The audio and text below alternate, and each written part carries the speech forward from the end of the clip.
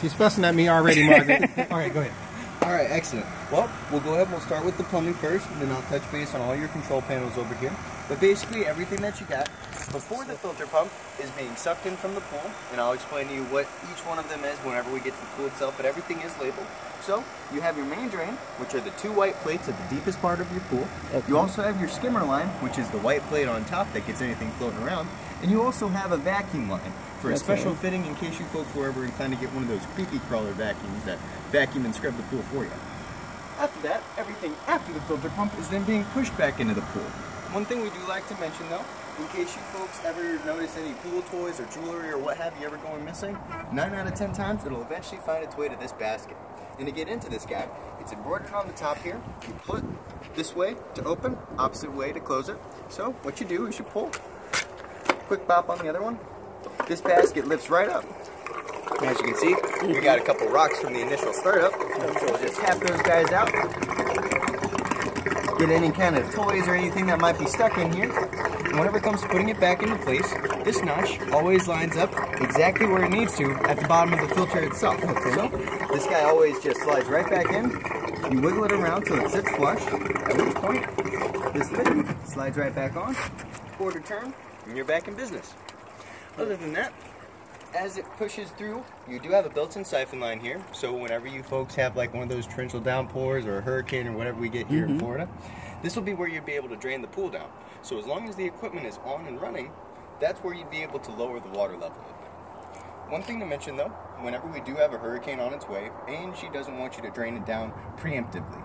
Basically, if you were to do that, your skimmer could start sucking in air, which then would cause friction inside your pump, and over a long enough period of time, could actually melt it. So, to prevent that from happening, because everything's already going to be wet out here, we just want you to let it overflow, which is why we installed that white trough drain, separating the patio and the pool itself. We'll see that over there in a moment.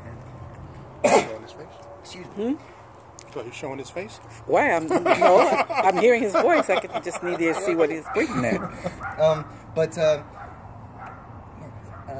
Yeah, because everything's already going to be wet, that's why whenever the power comes back on, we'll have you drain it down then. That way there's no chance of you exposing any gem or damaging any of your equipment by accident.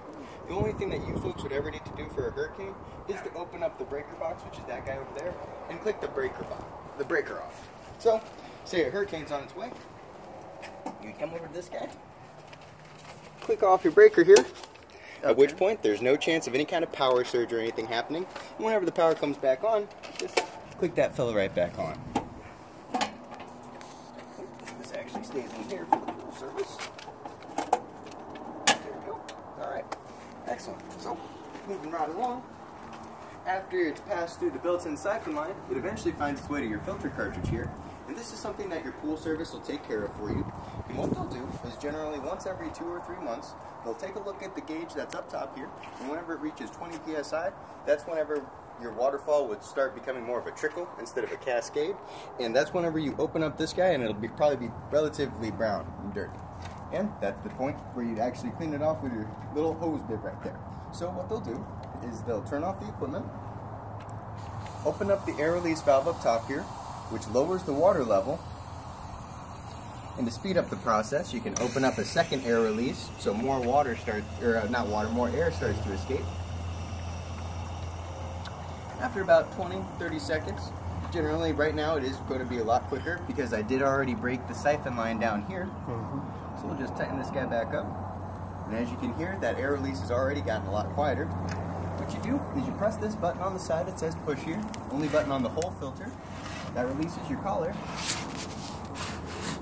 Point, that unscrews. And before long, the whole lid starts to turn. After about 3 or 4 turns, you lift right up. Your pool service has already cleaned this out, it looks like. It's usually a lot dirtier considering it's only been alive for about a month or so. So what they do is they lift this filter right up out of here, spray it off with the garden hose left, right, up, and down. And one cool thing is, it's identical on both sides, so there's no wrong way to put in the filter. And on each filter that you purchase or have, it has that indent ring right there on the top. So that's what makes it to where it'll always sit just where it needs to be at the bottom of the filter. Okay. So, say we're all done cleaning it off. You slide this guy right back in.